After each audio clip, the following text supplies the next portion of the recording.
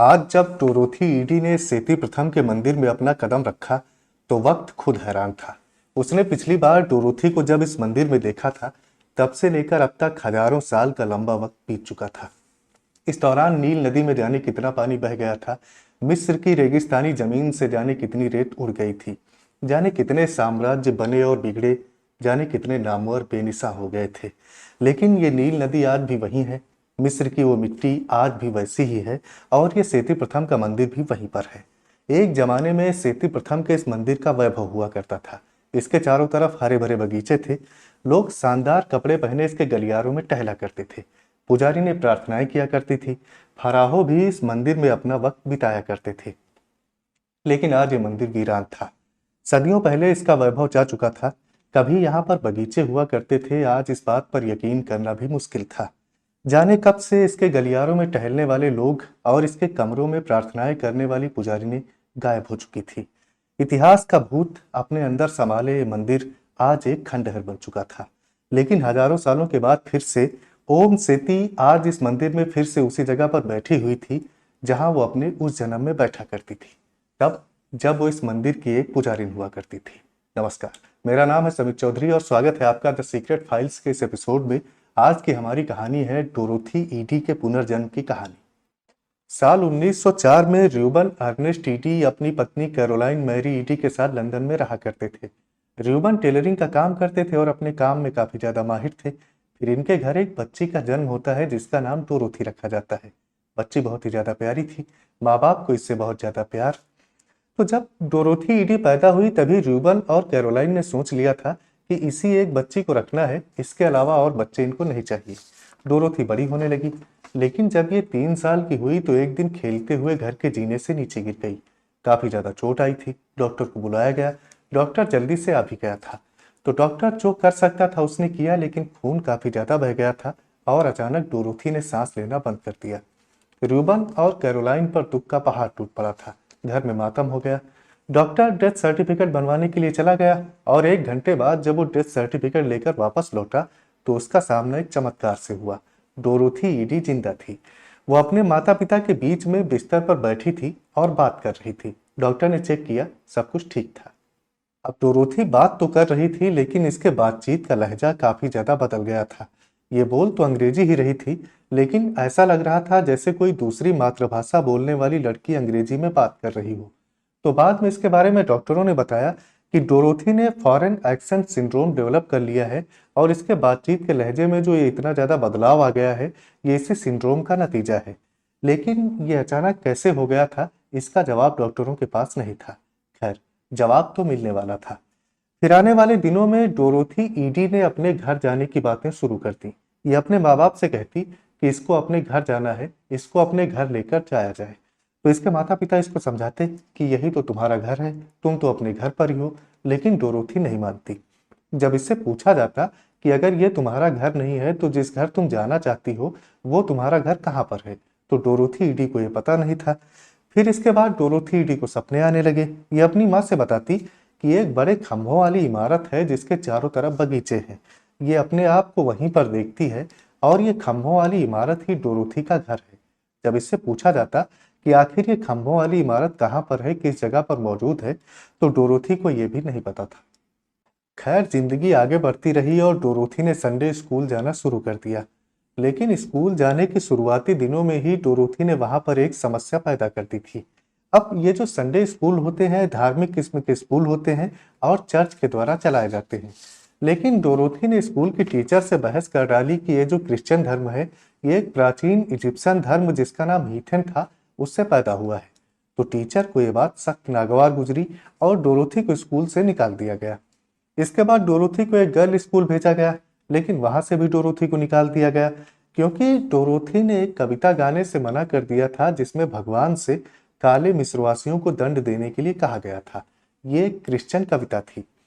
इसके बाद Dorothy Catholic church जाती रहती थी क्योंकि कैथोलिक चर्च के जो रीति रिवाज थे ये डोरोथी को अपने पुराने धर्म की याद दिलाया करते थे। लेकिन फिर एक दिन ऐसा होता है कि एक पादरी डोरोथी के घर आया। उसने पूछताछ की और आखिरकार डोरोथी के कैथोलिक चर्च जाने पर भी रोक लगा दी गई। फिर एक दिन की बात है कि डोरोथी के माता पिता इसको एक म्यूजियम घुमाने ले गए थे। तो म्यूजियम में एक जगह पर दुनिया भर की प्राचीन इमारतों की तस्वीरें लगी हुई थी। इन्हीं तस्वीरों में मिस्र के प्राचीन मंदिरों की भी कुछ तस्वीरें थी। तो ये जो मिस्र के प्राचीन मंदिरों की तस्वीरें थी, इनमें से एक तस्वीर के सामने डोरोथी ईडी रुक गई। ये बड़ी देर तक उस तस्वीर को देखती रही और फिर इसने कहा कि यही तो मेरा घर है। अब जिस तस्वीर के सामने डोरोथी ईडी रुकी थी और जिसको वो अपना घर बता रही थी, ये तस्वीर सेती प्रथम के मंदिर की थी। सेती प्रथम प्राचीन मिस्र का एक राजा था और रामसेस महान का पिता था। लेकिन डोरोथी इस तस्वीर को देखकर हैरान थी। डोरोथी ने पूछा कि सारे बगीचे कहाँ गए? इस इमारत के चारों तरफ तो हरे भरे बगीचे हुआ करते थे, लेकिन जैसा कि तस्वीर में दिखाई दे रहा था, इमारत के चारों तरफ रेतीली मिट्टी के अलावा और कुछ भी नहीं था। और इस इमारत के चारों तरफ बगीचे होने की बात के बारे में इतिहासकारों को भी अब तक कोई जानकारी नहीं थी। अब तक तो फिर इसके बाद डोरोथी को एक हाल दिखाई दिया जिसमें प्राचीन मिस्र की मूर्तियां रखी हुई थी। ये उस तरफ दौड़ पड़ी। ये खुशी के मारे रोती जा रही थी और दौड़ दौड़कर हर मूर्ति को देख रही थी। डोरोथी अब अपने लोगों के बीच में थी। इसके बाद डोरोथी को जब भी मौका मिलता, वो अपना समय इस म्यूजियम में बिताया करती। इसी तरह एक दिन म्यूजियम में डोरोथी की मुलाकात E.A. बेलिस बज नाम के एक आदमी से होती है। तो बेलिस बज ने जब डोरोथी से प्राचीन मिस्र के बारे में बात करी और डोरोथी के पास प्राचीन मिस्र से संबंधित जो जानकारी थी, उसे सुनकर बेलिस बज बहुत ही ज्यादा प्रभावित हुआ। तो बेलिस बज ने डोरोथी को मिस्र की प्राचीन चित्रलिपि पढ़ने की सलाह दी और डोरोथी इसको पढ़ने भी लगी। लेकिन फिर इसके बाद प्रथम विश्व युद्ध शुरू हो गया था और एक दिन बमों के हमले में डोरोथी की जान जाते जाते बची।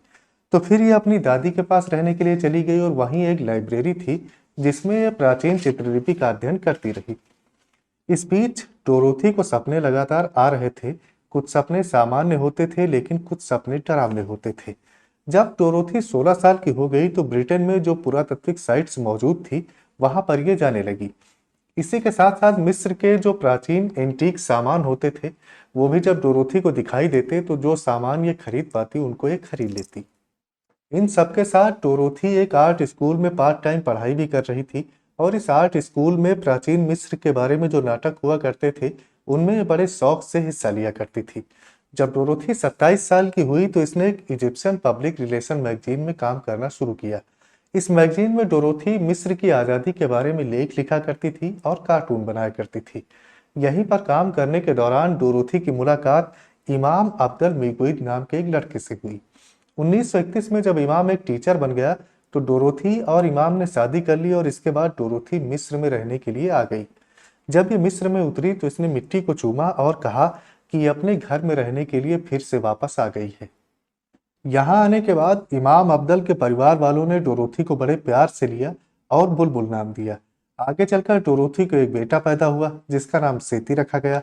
इसी वजह से आगे चलकर डोरोथी ओम सेती के नाम से मशहूर हुई, क्योंकि ओम सेती का मतलब होता है सेती की माँ। तो जिंदगी आगे बढ़ रही थी लेकिन कुछ समस्याएं भी थी। पहली समस्या ये थी कि डोरोथी आज भी मिस्र के प्राचीन धर्म में यकीन करती थी। उसी प्राचीन धर्म के रीति रिवाजों के अनुसार साल के कुछ विशेष दिनों में ये पूजा भी किया करती थी। तो डोरोथी ईडी के काम इमाम अब्दल के परिवार वालों को जरा सा भी पसंद नहीं आ रहे थे। इनके जो आस पड़ोस में लोग रहते थे, जो इनके गांव वाले थे, उनको भी ये काम पसंद नहीं आ रहे थे।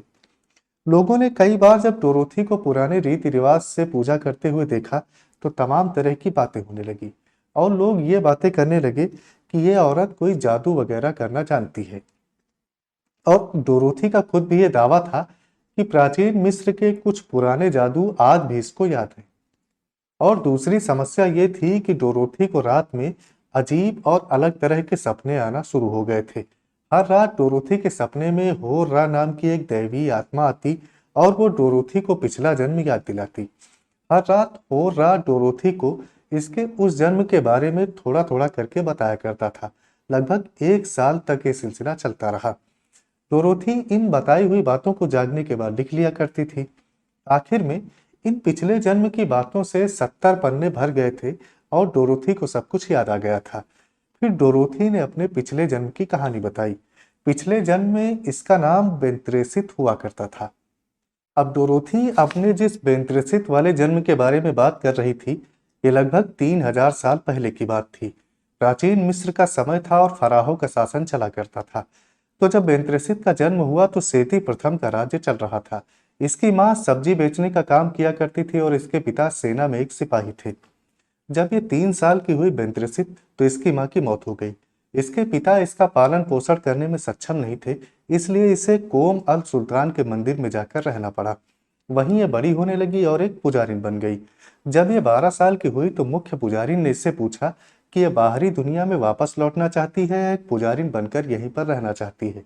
तो बेंत्रसित ने पुजारिन बनना चुना और ये वचन लेकर वहीं पर रहने लगी। फिर यहीं पर सेती प्रथम से इसकी मुलाकात हुई। सेती प्रथम मिस्र का राजा था। मुलाकातों का दौर इन दोनों की काफी ज्यादा बढ़ गया था और फिर आखिरकार वो समय आया जब इसने ये सारी बातें सेती प्रथम से मुलाकातों की मुख्य पुजारिन को जाकर बता दी। तब इसे पता चला कि अगर ये जो इसके इन दोनों के संबंधों की बातें हैं, अगर ये बाहर आ गई तो निश्चित तौर पर बेंत्रसित को मृत्युदंड दिया जाएगा। तो जब बेंत्रसित ने यह जाना मृत्युदंड पाने की बात, तो इसने दंड पाने के बजाय खुद ही अपने जीवन का अंत करने का निश्चय किया और इसने अपनी जान दे दी। जब डोरोथी ये सारी बातें बताने लगी अपने उस जन्म के बारे में, तो इमाम के घर में दिक्कतें होना भी शुरू हो गई थी और आखिरकार 1935 में डोरोथी और इमाम अलग हो गए। इसका बेटा सेती इसके साथ ही रहा। इमाम से अलग होने के 2 साल बाद डोरोथी गीजा के पिरामिड के पास रहने चली गई और सलीम हसन की सेक्रेटरी के तौर पर काम करने लगी। यहीं पर काम करने की वजह से डोरोथी को अपनी पहचान मिली। डोरोथी बहुत ही कम पढ़ी लिखी थी, लेकिन जब उसने यहाँ पर काम करना शुरू किया तो थोड़े ही समय में वो एक बहुत ही काबिल नक्शा बनाने वाली और एक बहुत ही उम्दा लेखक के तौर पर उभर कर सामने आई। डोरोथी तमाम तरह के आर्टिकल, निबंध, मोनोग्राफ और किताबें लिखा करती थी। प्राचीन मिस्र की जो चित्रलिपि थी उसका अनुवाद करने में डोरोथी काफी ज्यादा माहिर थी। जो विद्वान प्राचीन मिस्र पर शोध कर रहे थे उनको डोरोथी से बहुत ही ज्यादा मदद मिला करती थी। तो विद्वान डोरोथी की इन उपलब्धियों पर बहुत ही ज्यादा हैरान होते जो उसने इतने थोड़े समय में इतना सब कुछ सीख लिया था। विद्वानों के बीच डोरोथी का सम्मान बढ़ने लगा था। साथ ही साथ जो आसपास के गांव वाले थे वो भी डोरोथी का बहुत ज्यादा सम्मान किया करते थे। डोरोथी गांव वालों के साथ रमजान और ईसाइयों के साथ क्रिसमस का त्योहार मनाती। 1956 में जब सलीम हसन का काम यहाँ पर खत्म हो गया तो 52 साल की डोरोथी एबिडोस चली गई और वहां पहाड़ों के बीच इसने अपना घर बना लिया। आसपास के लोग जो एबिडोस के थे वो मानते थे कि इसी जगह से जन्नत को जाने का रास्ता है। यही वो जगह थी जहां डोरोथी अपने उस जन्म में रहा करती थी। यहीं पर सेती प्रथम का मंदिर भी था जिसमें बेंत्रसिद ने पुजारिन के तौर पर अपनी जिंदगी बिताई थी। डोरोथी यहाँ नंगे पांव चलती, मंदिरों में पूजा करती और प्राचीन त्योहार मनाती। अपने पिछले जन्म की बातें डोरोथी ने कभी छुपाई नहीं थी, वो हमेशा बताती रहती थी। खैर अब तो ये एबिडोस में यहाँ सेती प्रथम के मंदिर के पास रहने लगी थी, लेकिन इससे पहले भी कई बार उसने थोड़े थोड़े समय के लिए विद्वानों के साथ इस सेती प्रथम के मंदिर की यात्रा की थी और इन यात्राओं के दौरान तमाम ऐसी बातें विस्तार से बताई थी जिनके बारे में कोई भी नहीं जानता था। जब डोरोथी ने पहली बार इस मंदिर की यात्रा की तो मिस्र के पुरावशेष विभाग का चीफ इंस्पेक्टर भी डोरोथी के साथ आया था, क्योंकि उसने डोरोथी के पिछले जन्म की बातें सुन रखी थी और वो ये भी जानता था कि डोरोथी को सेती प्रथम के मंदिर के बारे में गहरी जानकारी है, जबकि डोरोथी कभी उस मंदिर में पहले गई ही नहीं थी। तो वो देखना चाहता था कि डोरोथी के बारे में कितनी सच्चाई है। जब लोग यहाँ पहुंचे सेती प्रथम के मंदिर के पास तो रात के वक्त ये लोग मंदिर में गए। रोशनी के नाम पर खाली एक मसाल साथ ली गई थी। मसाल के उजाले में जब ये लोग सेती प्रथम के मंदिर में पहुंचे तो चीफ इंस्पेक्टर ने डोरोथी से मंदिर के बारे में पूछना शुरू किया। ये एक खास जगह के बारे में बताता और डोरोथी से उस जगह तक ले जाने के लिए कहता। अब डोरोथी को मसाल के उजाले की जरूरत भी नहीं पड़ती, ये अंधेरे में ही उस जगह तक पहुंच जाती। फिर चीफ इंस्पेक्टर ने इस मंदिर की दीवारों पर जो पेंटिंग्स बनी हुई थी उनके बारे में पूछा। ये खास पेंटिंग के बारे में बताता और डोरोथी को उस जगह तक ले जाने के लिए कहता। इस बार भी डोरोथी को उजाले की कोई जरूरत नहीं पड़ी, वो अंधेरे में ही उन बताई हुई पेंटिंग्स तक पहुंच जाती। तमाम बातें पूछी गई, तमाम जगहों के बारे में पूछा गया, तमाम पेंटिंग्स के बारे में पूछा गया और डोरोथी हर बार सही थी। ऐसा लग रहा था जैसे डोरोथी को इस मंदिर का एक एक इंच पता हो। अब किसी इंसान को एक इमारत के बारे में इतनी जानकारी तभी हो सकती है जब उसने उस इमारत में कई साल बिताए हों। अब इसमें खास बात यह थी कि इस मंदिर की कोई भी जानकारी अब तक पब्लिश नहीं करी गई थी। फिर भी डोरोथी को इस मंदिर का एक एक इंच मालूम था। तो डोरोथी बचपन से ही कहती आई थी कि इस मंदिर के चारों तरफ बगीचे हुआ करते थे, और बचपन में इसके माता पिता ने तो इसकी बात पर विश्वास नहीं किया था, लेकिन एबिडोस में रहने के दौरान डोरोथी ने इस बगीचे वाली बात को वैज्ञानिकों को बताया कि यहाँ पर पहले बगीचे हुआ करते थे। तो जहाँ पर डोरोथी ने बगीचों की बात बताई थी, वैज्ञानिकों ने वहाँ पर खुदाई कराई और इनको वाकई में वहाँ पर बगीचों के अवशेष मिल जाते हैं। तो वैज्ञानिक काफी ज्यादा हैरान थे, क्योंकि इससे पहले किसी को जरा सा भी आइडिया नहीं था कि सेती प्रथम के मंदिर के चारों तरफ कभी बगीचे रहे होंगे। फिर इसके बाद डोरोथी ने बताया कि मंदिर के उत्तर में खुदाई करो, वहां पर एक सुरंग मिलेगी। वहां पर वैज्ञानिकों ने खुदाई करवाई और वाकई में एक सुरंग इनको मिल जाती है। तो डोरोथी को सेती प्रथम के मंदिर के बारे में, जिसमें अपने उस जन्म में रहा करती थी, इस मंदिर के बारे में जानकारी तो थी ही, साथ ही साथ उस दौर में बाकी जो कुछ चल रहा था उसके बारे में भी डोरोथी को जानकारी थी। 1972 में डोरोथी ईडी ने बताया कि नेफरतीती का मकबरा तूतनखामुन के मकबरे के नीचे है। नेफरतीती को मिस्र की एक रहस्यमयी रानी के तौर पर जाना जाता है। बताया जाता है कि नेफरतीती काफी ज्यादा खूबसूरत और काबिल थी। आज भी नेफरतीती के मकबरे का रहस्य बना हुआ है।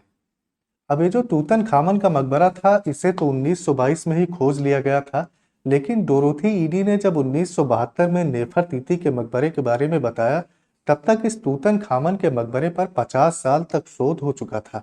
और 50 साल तक इसका अध्ययन करने के बाद वैज्ञानिक ये मानते थे कि ये जो वैली ऑफ किंग्स जगह है, जहां पर उस समय के फराहों को दफनाया जाता था, इस वैली ऑफ किंग्स में अब और कोई मकबरा मिलने की गुंजाइश नहीं है। खैर, नेफरतीती का मकबरा तो अभी तक नहीं मिल पाया है, लेकिन 2015 में राडार तकनीक की मदद से पता लगाया गया कि ये जो तूतनखामन का मकबरा है, इसके नीचे कोई खाली जगह मौजूद है। और खाली जगह मौजूद होने का मतलब ये है कि इस तूतनखामन के मकबरे के नीचे कोई एक और मकबरा है। ये वही जगह है जहां पर डोरोथी ईडी ने बताया था। और फिर अभी 2023 में इस बताई हुई जगह पर खुदाई की गई तो वहां से 2 ममी मिली। इनमें से एक का सर कटा हुआ था। यह माना जा रहा है कि ये जो सिरकटी ममी थी, यही नेफरतीती की ममी है, और इसके साथ जो दूसरी ममी थी वो इसकी बेटी है। इस खोज को पुख्ता करने के लिए डीएनए टेस्टिंग की जा रही है। जैसा डोरोथी ईडी ने बताया था, ठीक उसी तरह तूतनखामन का मकबरा नेफरतीती के मकबरे को छुपाए हुए था। इसी तरह डोरोथी ईडी ने एक बार बताया था कि गीजा के पिरामिडों के पास जो स्फिंक्स मौजूद है, तो इस स्फिंक्स के नीचे एक प्राचीन लाइब्रेरी है, और उस लाइब्रेरी में जो किताबें हैं वो पिरामिडों से भी ज्यादा पुरानी है। इस लाइब्रेरी के बारे में बेंत्रिसित को सेती प्रथम ने खुद बताया था। सेती प्रथम ने बताया था कि ये लाइब्रेरी बहुत ही ज्यादा महत्वपूर्ण है, और पूर्वजों के समय से किसी भी कीमत पर इस लाइब्रेरी की रक्षा की जाती रही है। एजगर केसी ने भी अपने एक ट्रांस के दौरान बताया था कि स्फिंक्स के नीचे रिकॉर्ड्स का एक हाल मौजूद है।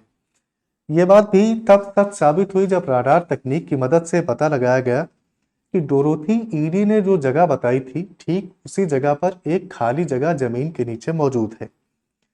तो ये कमरा तो मौजूद था, लेकिन उस कमरे में क्या है इसका पता आज तक नहीं चल पाया, क्योंकि सरकार की तरफ से उस जगह पर खुदाई करने की इजाजत नहीं है।